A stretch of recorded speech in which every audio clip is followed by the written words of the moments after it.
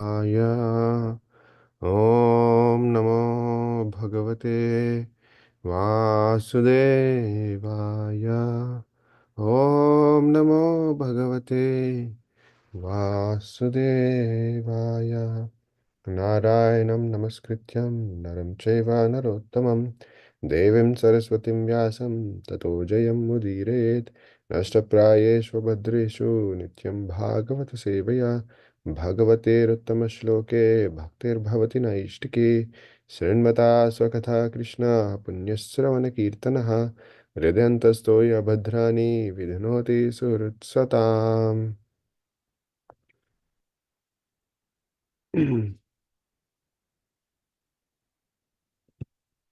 Hare Krishna. So we'll be continuing the discussion from Canto 3, Chapter 21, discussion between Swayambhu Manu and Kardama, verses 51 to 54. So verse 51. Yo arkendva agnindra vayunam yamadharma prachetasam rupani sthana adhatse tasmai shuklayate namaha. Synonyms: Yaha, you who, Arka, of the sun, Indu, of the moon, Agni, of Agni, the fire god, Indra, of Indra, the lord of heaven, Vayunam, of Vayu, the wind god, Yama, of Yama, the god of punishment, Dharma, of Dharma, the god of piety, Prachetasam, and of Varuna, the god of waters, Rupani, the forms, Sthane, when necessary, Adhatse, you assume, Tasmai, unto him, Shuklaya, unto Lord Vishnu, Te, unto you, Namaha, obeisances. Translation and purport by His Divine Grace Abhay Sharanaravinda Bhaktivedanta Swami Srila Prabhupada Ki Jai. Translation: when necessary, you assume the part of the sun god, the moon god, Agni, the god of fire, Indra, the lord of paradise, Vayu, the wind god, Yama, the god of punishment, Dharma, the god of piety, and Varuna, the god presiding over the waters. All obeisances are to you, who are none other than Lord Vishnu. Purport. Since the sage Kardama was a Brahmana and Swayambhuva was a Kshatriya, the sage was not supposed to offer obeisances to the king because socially his position was greater than the king's. But he offered his obeisances to Swayambhuva Manu because as Manu, king and emperor, he was the representative of the Supreme Lord. The Supreme Lord is always worshipable, regardless of whether one is a Brahmana, a Kshatriya, or a Shudra. As the representative of the Supreme Lord, the king deserves respectful obeisances from everyone. Verses 52 to 54. Na yadaratam astaya jaitram maniganarpitam visfuraj chanda kodando ratena trasayan aghan swasainya charanan kshunnam vepayan mandalam buvaha vikarshan Brihatim Senam Paryatas Amshuman Iva Tadaiva Setava Sarve Varnashrama Nibandana Bhagavad Rachita Rajan Vidyeran Batadashubihi. We'll be doing translation and purport for this. Translation and purport by His Divine Grace Abhay Aravinda Bhaktivedanta Swami Srila Prabhupada. Translation: if you did not mount your victorious jewel chariot, whose mere presence threatens culprits, if you did not produce fierce sounds by the twanging of your bow, and if you did not roam about the world like the brilliant sun, leading a huge army whose trampling feet caused the globe of the earth to tremble, then all the moral laws governing the varnas and ashramas created by the Lord himself would be broken by the rogues and rascals. Purport: it is the duty of a responsible king to protect the social and spiritual orders in human society. The spiritual orders are divided into 4 ashramas: Brahmacharya, Grihastha, Vanaprastha, and Sannyasa. And the social orders, according to work and qualification, are made up of Brahmanas, the Kshatriyas, the Vaishyas, and Shudras. These social orders, according to the different grades of work and qualification, are described in Bhagavad Gita. Unfortunately, for want of proper protection by responsible kings, the system of social and spiritual orders has now become a hereditary caste system, But this is not the actual system. Human society means that society which is making progress towards spiritual realization. The most advanced human society was known as Arya. Arya refers to those who are advancing. The question is, which society is advancing? Advancement does not mean creating material necessities unnecessarily and thus wasting human energy in aggravation over so-called material comforts. Real advancement is advancement towards spiritual realization, and the community which acted towards this end was known as the Aryan civilization. The intelligent men, the Brahmanas, as exemplified by Kardama Muni, were engaged in advancing the spiritual cause, and Kshatriyas like Emperor Swayambhuva used to rule the country and ensure that all facilities for spiritual realization were nicely provided. It is the duty of the king to travel all over the country and see that everything is in order. Indian civilization, on the basis of the four varnas and ashramas, deteriorated because of her dependency on foreigners, or those who did not follow the civilization of varnashrama. Thus, the varnashrama system has now been degraded into the caste system. The institution of four varnas and four ashramas is confirmed here with to be Bhagavad Rachita, which means designed by the Supreme Personality of Godhead. In Bhagavad Gita, this is also confirmed. Chaturvarnyam Mahashrishtam. The Lord says that the institution of four varnas and four ashramas is created by me. Anything created by the Lord cannot be closed or covered. The divisions of varnas and ashramas will continue to exist, either in the original form or in degraded form. But because they are created by the Lord, the Supreme Personality of Godhead, they cannot be extinguished. They are like the sun, a creation of God, and therefore will remain, either covered by clouds or in a clear sky. The sun will continue to exist. Similarly, when the Varnashrama system becomes degraded, it appears as a hereditary caste system. But in every society, there is an intelligent class of men, a martial class, a mercantile class, and a laborer class. When they are regulated for cooperation among communities according to the Vedic principles, then there is peace and spiritual advancement. But when there is hatred and malpractice and mutual mistrust in the caste system, the whole system becomes degraded. And as stated herein, it creates a deplorable state.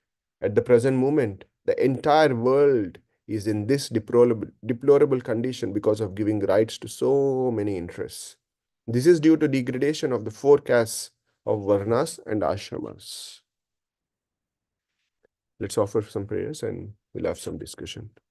Om Ajnanatimirandhasya Jnananjanashalakaya Chakshurunmilitam Yena Tasmai Shri Gurave Namaha Sri Chaitanya Manobhishtam Stapitam Yena Bhutale Swayam Rupa Kadamayam Dadati Swapadantikam Vancha Kalpatarubhyascha Kripa Sindhubhya Evacha Patitanam Pavanebhyo Vaishnavebhyo Namo Namaha नमः ओम विष्णुपादाय कृष्णपृष्ठाय भूतले श्रीमते भक्तिवेदांत स्वामिन् इति नामिने नमस्ते सारस्वती देवे गौरवाणी प्रचारिणे निर्विशेषशून्यवादी पाश्चात्यदेशतारिणे जय श्री कृष्ण चैतन्य प्रभु नित्यानंद श्री अद्वैत गदाधर श्रीवासादि गौर भक्तवृंद Hare Krishna, Krishna Krishna, Hare Hare, Hare Rama, Rama Rama, Hare Hare. Hare Krishna, dear devotees. Good morning. Today is a special day of Katyayani Vrata. We just finished the month-long Kartik, the most glorious month, and we're stepping into the Katyayani Vrata, which is quite famous in the whole of Vraja for the prayers that all the gopis offer to Mother Katyayani to get Lord Krishna as their husband. So, coming to our discussion, we are currently continuing the discussion that of Kardama Muni and Swayambhuva Manu, which is kind of interluded into the discussion that Vidura is having with Maitreya.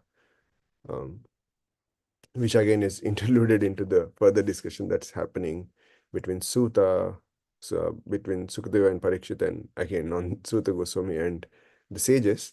So here we just completed the section where Kardama Muni was instructed by Lord Brahma for for kind of continuing the procreation.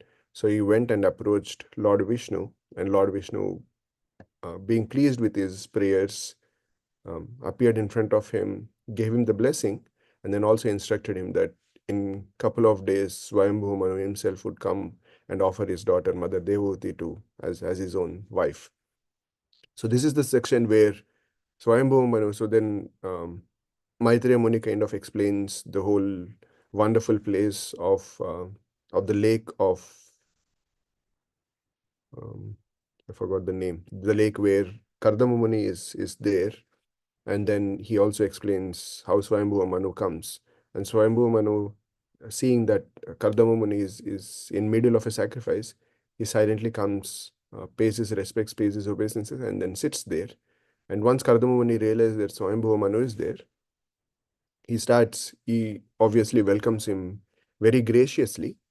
And interestingly, for the next 6 verses, which started from from the verse that we just finished yesterday, from the verse 50 till verse 55, all he is basically doing is glorifying Swayambhu Manu for the role that he is currently taking up in kind of assisting the Lord and assisting Lord Brahma in kind of further continuing the creation and establishing the rules.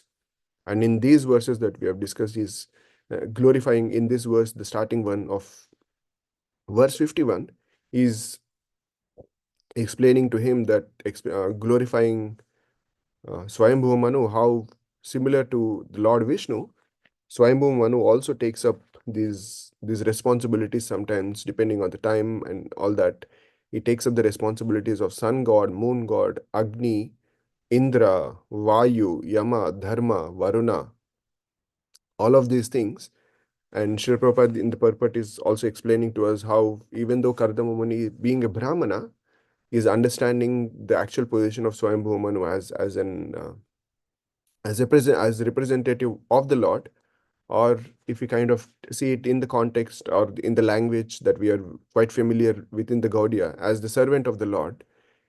So the glorification that Swayambhu Manu is getting is not because of his position as a king.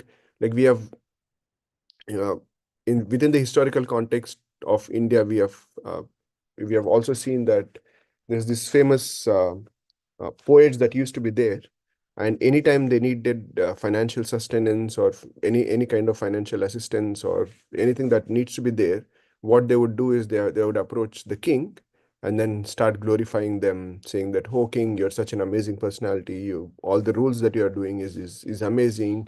You're none other than Lord Vishnu," and so on and so forth. But the glorification that those poets or any kind of those personalities would do was not with the actual understanding that here is the king who is the representative of the Lord, but it was more from the standpoint of, oh, I am currently dependent on him, and he is in such position of prosperity where if I'm able to satisfy his ego, then whatever I need to for my sustenance or whatever I need for day-to-day maintenance of myself or my family, I would get. So we might also consider that in the case of Kardama Muni, because if you look at it from the bigger context, Kardama Muni is actually right now is in the place of Kardama Muni is about to receive something from the Swayambhu Manu. As the Lord himself has told him that Swayambhu Manu would come and he would present his wife, his daughter, who is exactly as what you aspired and what you wished within your heart, and she's exactly the same kind of personality, same kind of girl with the same qualities and everything that you wanted in your own wife. So she's the same representation of your heart's desire. So from that standpoint, Kardama Muni is not glorifying Swayambhuva Manu, saying that, oh, Swayambhuva Manu has now come, and as a prospective son-in-law, I need to kind of make sure, for lack of better term, apply butter to him and make sure that even if he has any kind of tinge of doubts in his heart, saying that, oh, if maybe this Kardama is not so beautiful, like the time he came was like even um, in the previous verses, it is also said that Kardama Muni was fully soiled. He's just part of his performing a huge sacrifice at that moment. So Kardama Muni is actually not thinking that, oh, whatever it is, I'll make sure that I'm glorifying this person. Kind of, I'll just take whatever time that I have. Let me glorify him, making sure that because I need his daughter, so let me just glorify him to his heart's content to satisfy his own ego, and therefore, I'll kind of there's no probability or there's no doubt that he might consider not giving his daughter to me. But Kardamoni is coming from the standpoint, as Srila Prabhupada is saying, is glorifying Swayambhu Manu because he is the representative of the Lord. And interestingly, um, Srila Prabhupada, as he said here, Srila Prabhupada translated this verse as saying that you assume the part of sun god, the moon god, Agni, all of that. And Vishwanath Chakravarti Thakur kind of explains that further in his purport, where he says that it is not only that depending on the time, place, and circumstance, Swayambhu Manu is kind of taking up the role of sun god, moon god, or those. But in fact, what Kardamomani is exactly glorifying here is the specific qualities that Swayambhu Manu has in his. And so Vishwanath Chakravarti Thakur explains the specific qualities that Kardamomani is in fact glorifying here. So it also kind of establishes the same point that we were just discussing, is Kardamoni is not just glorifying randomly, saying that, okay, if I have to just glorify him, let me just equate him to Lord Vishnu, but is glorifying with specific qualities, saying that, oh Swayambhu Manu, if we kind of see of the specific examples that he's quoting, when we think of sun, we think of the majesty, we think of the glorious sunlight and all of that. So he's saying your majesty or your fame is that like sun, where it is spread everywhere. So that's the reason that so Kardamon is glorifying Swayambhav Manu, saying that your majesty is like sun, your fame is like moon, and you are invincible like the fire, because wherever there is fire, there's never a scope of making fire invincible. Wherever fire it's kind of predominantly visible. So you're majestic like sun, and you're famous like moon, and you're invincible like fire, and your predominance or your dominance is like Indra, like your lordship is like Indra. Wherever you go, Indra is considered the lord of the demigods, and Swayambhu Manu, you are the lord of everything that is present, everything that is currently under the creation, and your dominance or your predominance is like Indra, and you are like Vayu because you can enter anywhere. After, like, if you currently we are in that section where if I might have control of, let's say, in the house that I live in, I can walk into any section of the house that I can walk in. But let's say if I walk into somebody else's house, even if they're so close to me, there are certain sections of the house where I'll not have access. But because Swayambhu Manu is the lord and controller of everything that is within this creation that was at that point, because he is the only present emperor that was there, is the next continuation legacy of what Brahma has created. So he's controller of everything from the standpoint of being a king. So there is no point or there is no place within the universal creation where he cannot enter, similar to Vayu. So we cannot say that I'll create a space where Vayu cannot enter. So there's everywhere that Vayu enters. So similarly, Kardamamani is saying, Swayambhu Manu, you can enter anywhere. And then he's saying, you are like Yamadharma Raja, like Yamaraja, you are designated to punish the sinful. But not only that, immediately he says that but like Dharma, you also protect the righteous. And finally he says that as a Varuna, you are deep and have hidden treasure. So this one we could kind of say from Vishnu Chakravarti Thakur in the next verse, basically says that Kardamamani knows why Swayambhu Manu has come.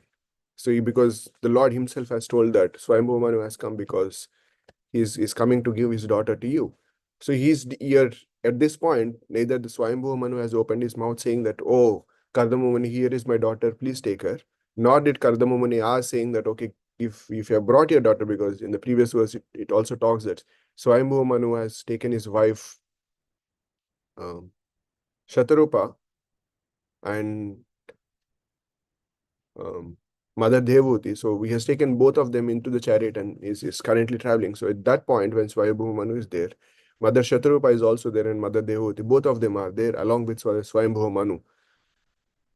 But Kardamoni is just glorifying him. And at this point, we could also consider kind of, in a way, extrapolating, saying that you have a hidden treasure is kind of indicating, just extrapolating from what Vishnu Chakravarti Thakur writes in the next verse, is saying that you have hidden treasure because you have the hidden treasure of Mother Devhuti.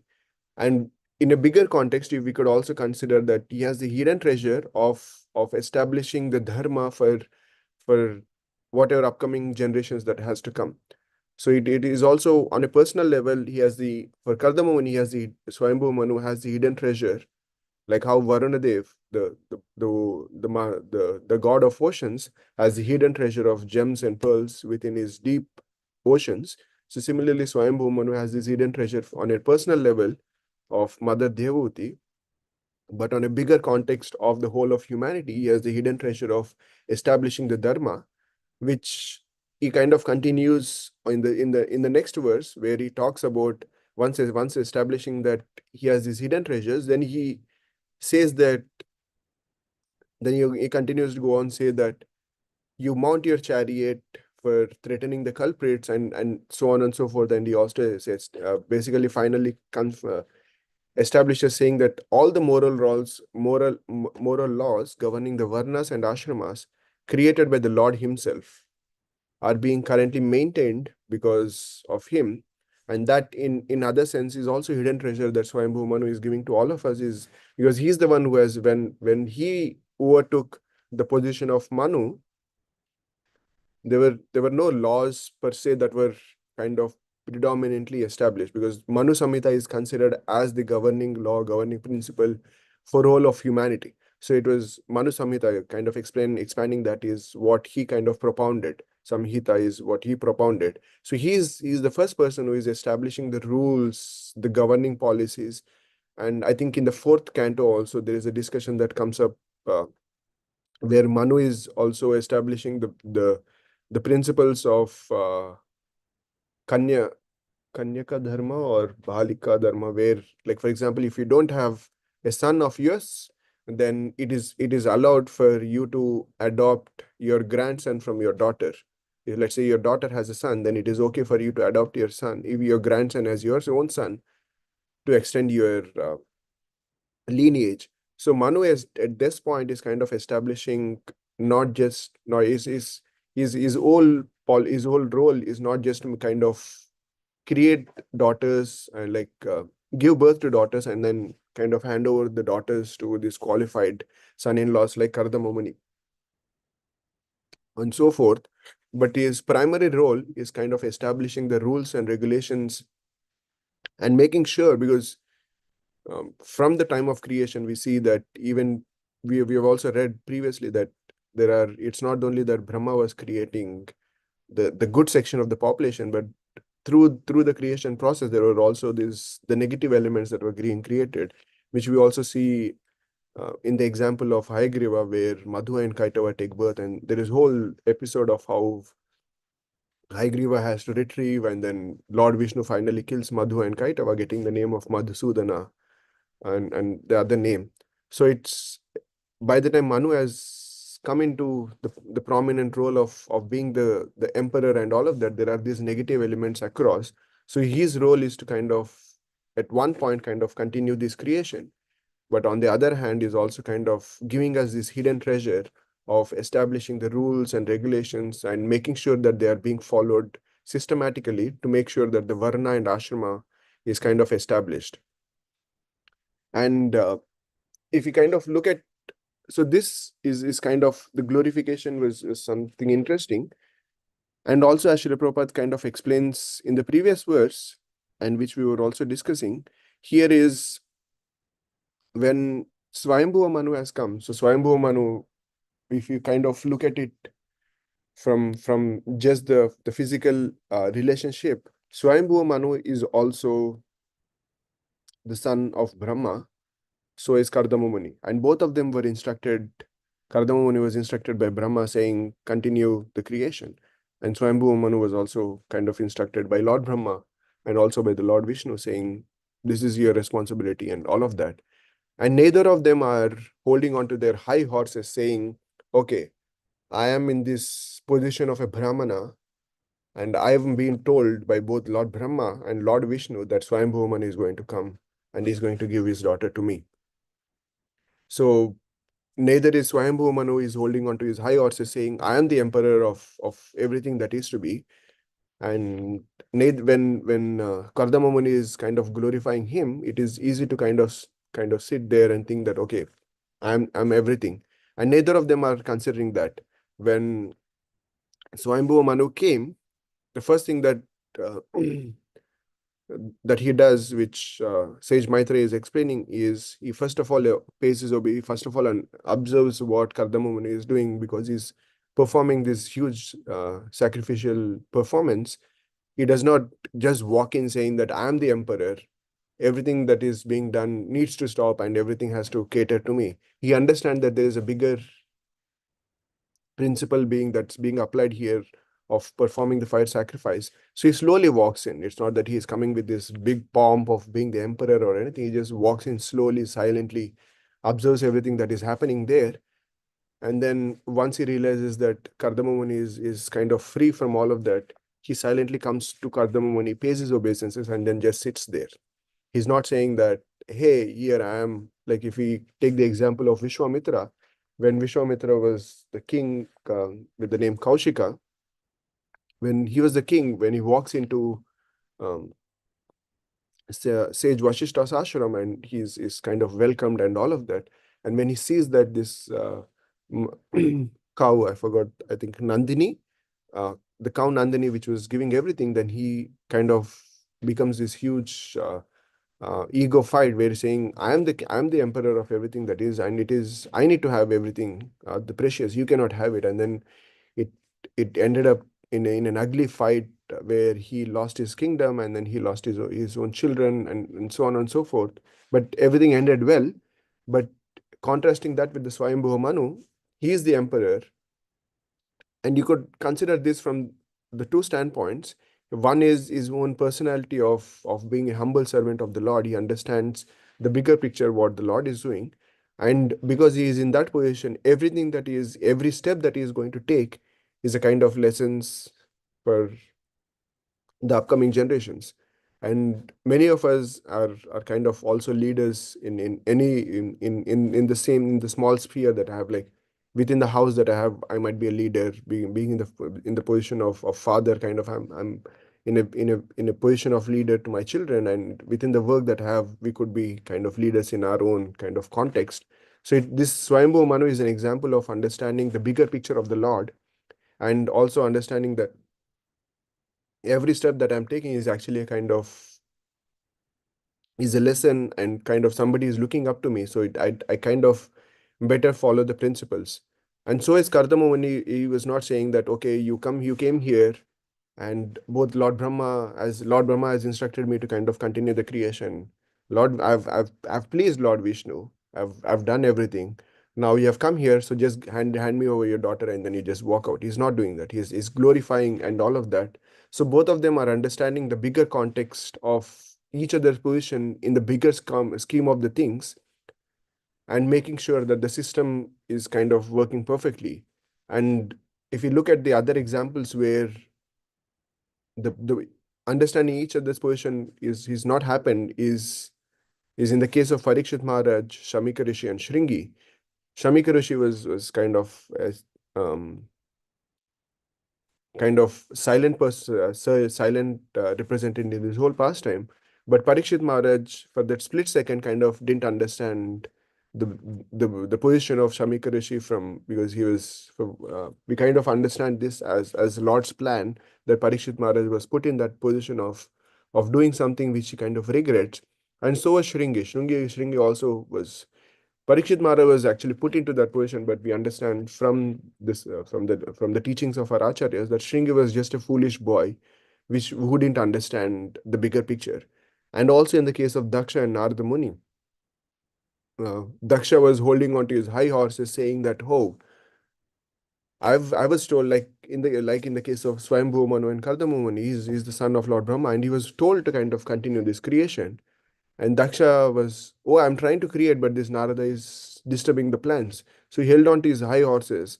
For first time, he was okay, but when it continued happening for the second time, and I think the second time, then he just lost it and then curses Narada Muni. Because Daksha didn't understand the bigger picture of the role of Narada Muni, what he's trying to perform. Daksha has as in being in the position of Daksha, who is responsible for continuing the creation, was doing his duty. But whereas Narada Muni being in this elevated position of kind of, his mood is such that it's not that he was trying to disrupt. Sometimes we might consider that, oh, Narada Muni was trying to disrupt what Daksha was trying to do. It was not that he was trying to kind of being a menace, not trying to understand the plan of the Lord, but Narada Muni is such that he's just so compassionate, and he was just trying to help them understand. And then it's not that Narada was trying to be a menace, but Daksha didn't understand the position of Narada Muni in the bigger scheme of the things. And as Srila Radhanath Maharaj says, that we will be able to only please the Lord when we do beyond what is correct. So, like in the case of Swayambhu Manu, like in the case of Kardama Muni, and like in the case of many others that happens, even in the case of Narada Muni didn't, once Daksha kind of cursed him, Narada Muni didn't also again go back into his holding his high horses, saying that, oh, I'm trying to perform this devotional service, I'm trying to give the devotional service. Who are you to curse me? He didn't counteract the curse. So was Parikshit Maharaj. If we kind of just uh, see,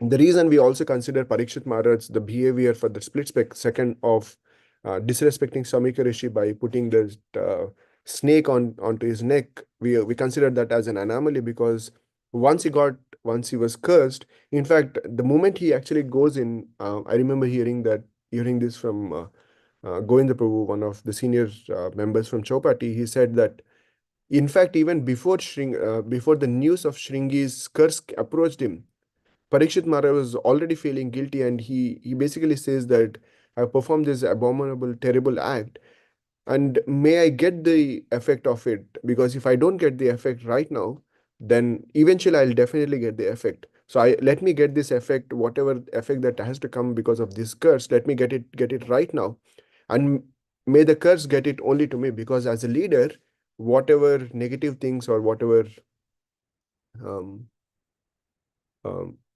not whatever prohibited things that I perform, the effect also comes, because we all understand that if a king performs something bad, the effect is also seen to his subjects, to the citizens. So Parikshit Maharaj is saying that he goes on to say that let the effect only affect me, but not everybody in the citizens. So when in fact when the curse comes, Parikshit Maharaj feels relieved.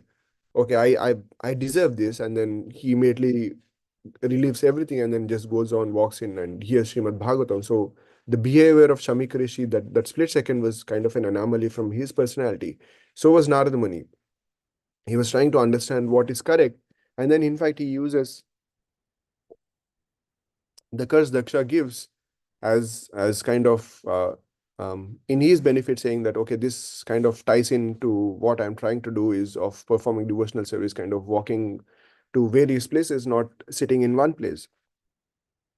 So it kind of walks into his exact thing. So the primary example that Swayambhu Manu and Kardama Muni, and to a degree Parikshit Maharaj and Narada Muni, and also Daksha and Shringi, kind of in a negative representation of that example, gives us is kind of understanding each other's position, because sometimes we might be in certain positions where um, like in this context of the whole context of Kshatriyas, Brahmanas, Sannyasis, and all of that, all of us are also in some ways or the other are kind of in those contexts. So the best thing is kind of understanding each other's position in the bigger scheme of the Lord's plan. And once we're able to understand and appreciate what each of us are trying to kind of do for kind of establishing the Lord's plan, then we will be able to do kind of see beyond what is correct, Because at that moment, it's kind of, unless you understand and genuinely appreciate what the other person is doing, it's very difficult to kind of see um, the seemingly inconvenience or seemingly the wrong thing that is happening to us. So the actual thing that needs to happen is kind of, in the case of, as Kardama Muni and Swayambhu Manu are establishing, is having genuine appreciation for the service that the other person is doing. And kind of trying, in conclusion of all of this, Srila Prabhupada writes in Bhagavad Gita, chapter 6, verse 8, he writes this. He says that by transcendental knowledge, one can remain steady in his convictions. But by mere academic knowledge, one can be easily deluded and confused by apparent contradictions. So if I remember hearing this, that anybody who is part of Krishna consciousness movement, especially nowadays, we have so much of, for lack of better term, we have so much of information overload, may it be from the YouTube, may it be articles that are being published, may it be just the classes and the books that Srila Prabhupada has given, and various other books that are coming up. Kind of achieving the basic understanding of Krishna consciousness from an academic knowledge is not difficult. But if you are kind of stuck to that academic knowledge, then everything appears contradiction. Why is Narada Muni not appreciating what Daksha is doing? Why is Narada Muni disrespecting what Daksha is doing? Why is it that if Kardama Muni already knew that Swayambhu Manu is here to kind of give his daughter, why does Kardama Muni have to kind of um, go through the whole hassle of glorifying him? Is it, you scratch my back, I'll scratch your back as the emperor of everything that is to be, and then you scratch my back by giving me your daughter? Is it that case? And Srila Prabhupada kind of says that by transcendental knowledge, one can remain steady in his convictions. So the I recently remember, I was there's this devotee, I forgot the name. So they were it's basically a post that they have written on Facebook, which kind of strike me very well, was because I think I was guilty also of doing that. Is many a times I remember hearing, we hear these discussions there, we have these convictions. Let's say I have a conviction of saying 1 equals to 2, for whatever, I'm just random example that I'm giving. I have this conviction of certain things that, okay, 1 equals to 2, and then we sit in a class, and then we are hearing the other person talking, and then depending on the respect and the appreciation that we have for the other person, then let's say they come back and say that 1 is not equal to 2, 1 equals to 3. Then in most of the instances, what I used to do was, okay, because that I respect that person, if he's saying 1 equals to 3, then immediately it was, on that moment, I would accept 1 equals to 3. And if it was such that I don't respect that person so much, or I don't have that much of appreciation for the service that they're doing, then I would come up with these reasonings, and I'd come up with this logic saying that, how can you say that 1 equals to 3? 1 equals to 2. So I would hold on to my convictions, or I would kind of let go of my convictions.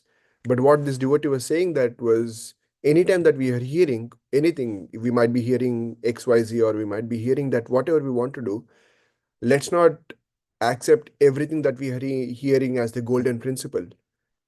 Let's hear it, and then it goes back to the primary 3 um, tangents of Vedic understanding, was hearing, which was called as Shravana, and then there is Manana, and then there is Nididhyasana. Many times what I used to do was do the Shravana, accept it, and then immediately jump on to the concept of Nididhyasana, which means accepting that as be ultimate, and accepting that as your life principle. And I would kind of let go of this Manana, which, if you kind of see that from a standpoint of a table, which I'm trying to represent here, there's Shravana and there is Nididhyasana. But in many cases, the actually stabilizing factor would be the manana, which manana basically means kind of contemplating it. So what this devotee was saying was, if you hear something, for example, for many of the devotees that I know of, in personally also me, there are certain statements of Srila Prabhupada that are there in the purpose of the Srimad Bhagavatam, kind of are quite challenging to accept. And we are either in that, I think there is also this talk that Chaitanya Charan Prabhu gave is kind of do not accept the statements of Srila Prabhupada on an external level, as all and by itself. Do not take the one statement that Srila Prabhupada is quoting. Obviously, I cannot represent the whole class that Chaitanya Charan Prabhu gave in that discussion. But in essence, it is based on my understanding is there is this one context, one statement that Srila Prabhupada is given. Do not make that as an absolute sentence statement of his whole of life's mission. You hear it and then contemplate on it. Contemplate on it based on the bigger context of what Srila Prabhupada is trying to say. Contemplate on it based on your own experiences. It's not only about what Srila Prabhupada is saying. What many a times we also hear within the discussions that we have, or maybe on one-on-one discussions, we hear some things. Let's be open. When I'm trying to say this, it doesn't mean that we are when Srila Prabhupada writes here, by transcendental knowledge, one can remain steady in his convictions. He's not saying that if you have, like, we are obviously not talking about the core principles of Krishna consciousness of the position of Srimati Radharani or position of Sri Krishna or Guru Tattva or all of this, but kind of the surrounding principles of Krishna consciousness which help us understand these core concepts. So for those kind of convictions, let's be open to hear the other perspectives that they have, like how Kardama Muni and Swayambhu Muni are doing. Kardama Muni and Swayambhu Manu are doing, are kind of open to having that genuine appreciation for the other persons. For us also, let's be open to kind of hear the perspectives.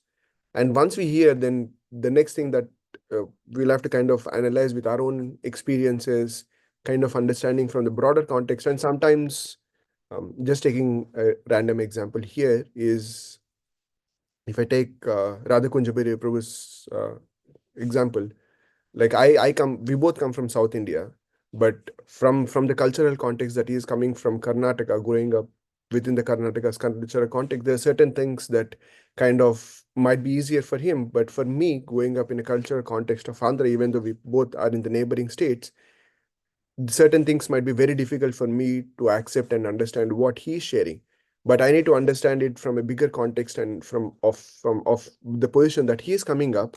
And maybe that might not be the golden principle for me because of for whatever maturity level that I have or anything. But I cannot reject the position that he has. So by accepting, kind of doing this, genuinely doing this manana of whatever, kind of contemplating genuinely on, kind of also one of the core concepts of manana is because we understand that we don't, it's not that just by, as Srila Prabhupada is also saying, just by academic knowledge we don't understand anything. So one of the core concepts of manana is also a genuine prayer that we are going to do.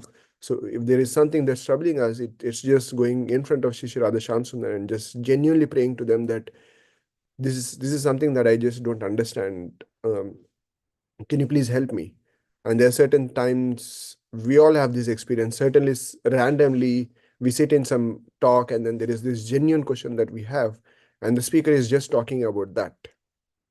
There is, so manana is not just a speculative exercise, mind exercise of kind of following through, just randomly coming up with these logical maps or all of that, but there's this genuine concept of genuine it's kind of overlapping that with the concept of praying towards Shri Radha Shamsundar and understanding it from the broader context. And when we understand it from the broader context, when we kind of keep things in a broader context, we'll be able to understand each other's position, like Swayambhu Manu and Kardama Muni, kind of appreciating each other's genuine case. I might not be able to do something a devotee from South Africa what he's doing, what he or she is doing, but I can at least be in a position of genuine appreciation, saying that, hey, I don't I might not be able to subscribe to what you're saying, but I genuinely appreciate your dedication and your effort for what you're doing.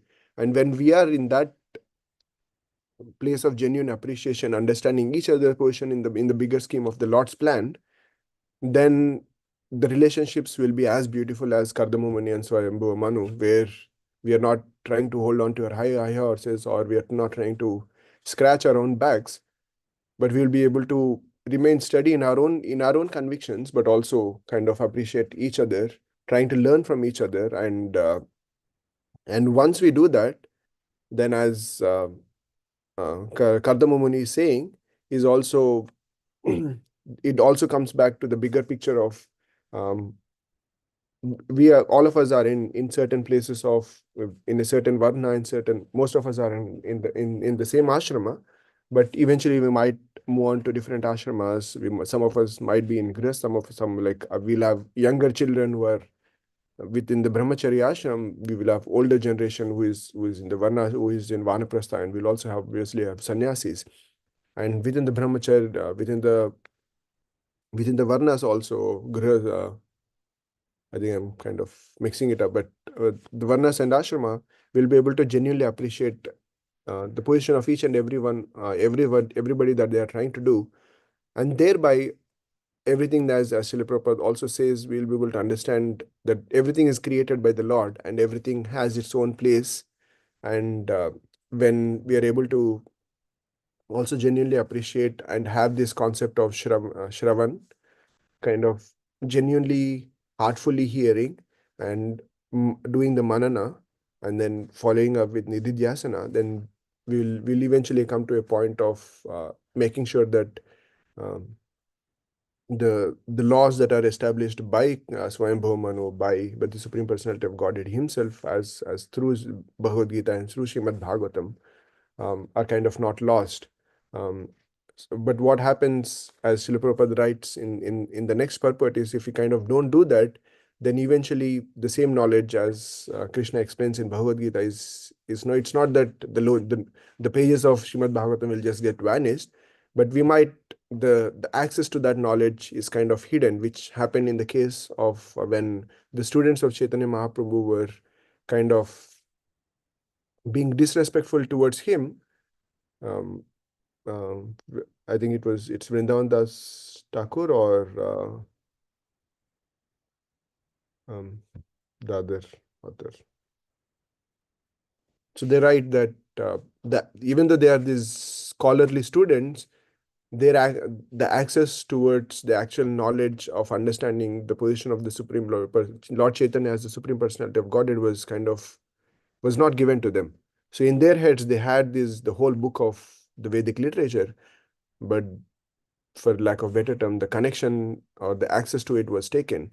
And if we kind of do not understand the bigger picture that the Lord is trying to establish, of everybody has their own specific service that the Lord is trying to do, when we don't do that, then then the whole chaos happens, which happened in the case of Daksha and Narada Muni, where kind of there is curse, and then Daksha, because of that offense, then it goes on, and then there's this whole chaotic thing that later happens between Daksha and Lord Shiva, and it's a chaos that kind of, it's like a snowball kind of, which kind of becomes bigger and bigger, and eventually it ends up being a chaos. But whereas in a beautiful way, as Swayambhuva Manu and Kardama Muni are showing, if you're able to genuinely appreciate each other, then there is this beautiful creation that happens, where Swayambhuva Manu is in the lineage of Swayambhuva Manu, then there are Dhruva Maharaj and some of the amazing things.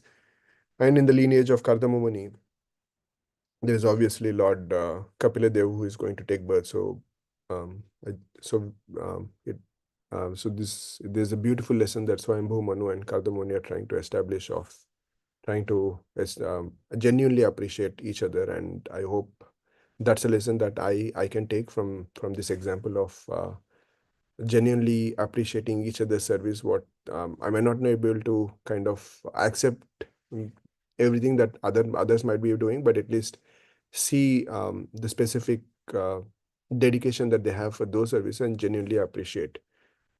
So this here we will end it, but if there are any corrections or concerns, um, we are open for discussion. Hare Krishna.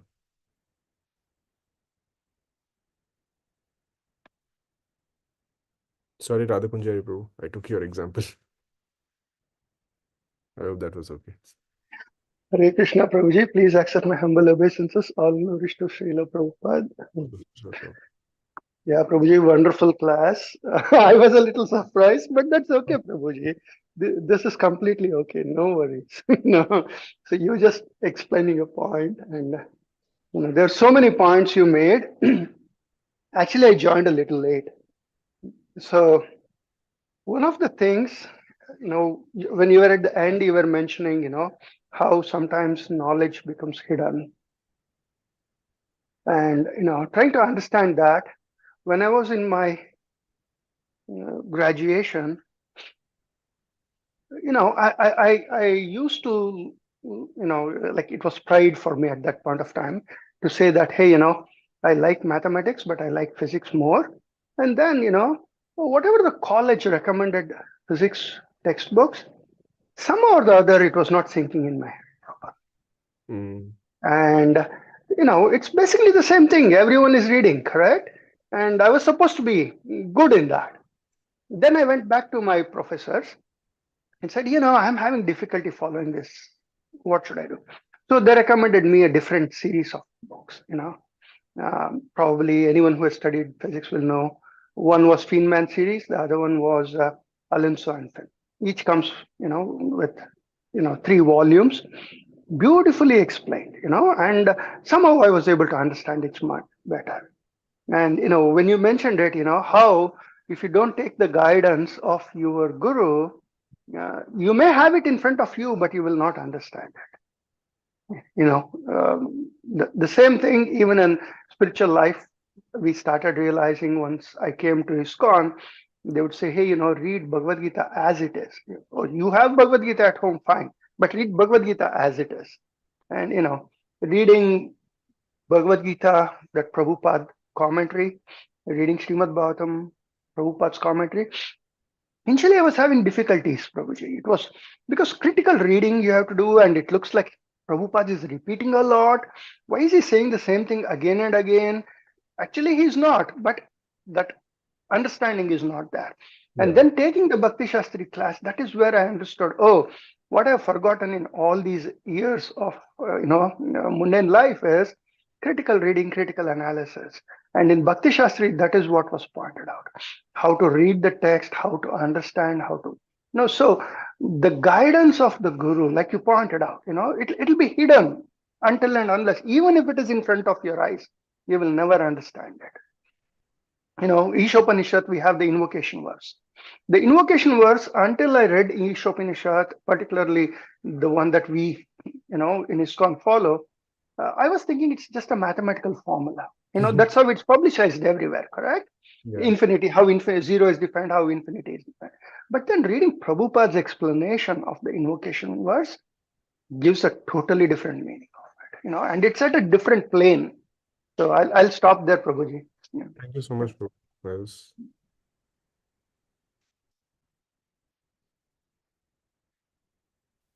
Krishna Prabhu. Thank you so much for a nice class. So, I mean, I don't know. Can you hear me well? yes, Because I Prabhu. think I I can. got I can. getting disconnected I can hear. because of internet issue. Okay. So thank you so much for nice class. As you, Radhakunj Prabhu, she mentioned a lot of things. So, I mean, I was just going back to the verse and the purport and the main content, right? I mean, he was talking about, I think that's how you summarized at the end. So, what is the point that you are taking from these verses, right? So it's actually, I mean, glorifying the other's service. I mean, here is a Kshatriya and a Brahmana, right? So Prabhupada talked about, I mean, how the Varnashrama Dharma, I mean, so degradation of that is created the whole havoc in the situation, right? People have Mhm. misunderstanding, mistrust. So, I mean, I was just thinking about that. And then also I was thinking about how the what do you call a king versus I mean the so-called what do you call democracy in the current world, which is trying to please I mean so many people, which is not going to happen, Mhm. right? Is not going to be helpful for the society at large, right? Or for people in general. I mean, so because somebody is a good leader or a authoritative leader, I mean, so-called authoritative leader, people doesn't like it now because of the, again, the same issue, right? I mean, they misuse it, the powers, and do various things. But I mean, I was thinking, I mean, how the king, right, which is kind of a representative of God, the way Prabhupada mentioned, who is going to, I mean, actually, the going to keep the, make sure that the laws or rules established by the Lord are followed by the people in general, right? Is going to help the society to go towards the God consciousness. So that's why he's called representative of God, the king, right? If such a person is there, and how the society will progress. I mean, people doesn't like in the current world because of the experience that people had, right? But I was just thinking about that. Thank you. Okay. No question, then I think The we can. Varnash and Dash. Hare Krishna Prabhuji, Prabhu mentioning democracy. What came to my mind was five blind men and the elephant. Democracy is exactly that. The faith that everyone has in democracy is that it'll somehow or the other, collective good will take us to the right direction. But actually, we are seeing how woke culture and how all the wrong decisions are being made. Prabhupada, in purport after purport, he writes how modern civilization is corrupt, and he's very clearly visualizing where it's going. So I just, that came to my mind. I wanted to point it out. Hare Krishna. Thank you so much, Prabhu. I hope we'll have a wonderful day of Katyayani Vrata and contemplating on the actual purpose of Katyayani Vrata. Thank you so much. Hare Krishna. Vancha kalpatarubhyascha kripa sindhubhya. Will be on all.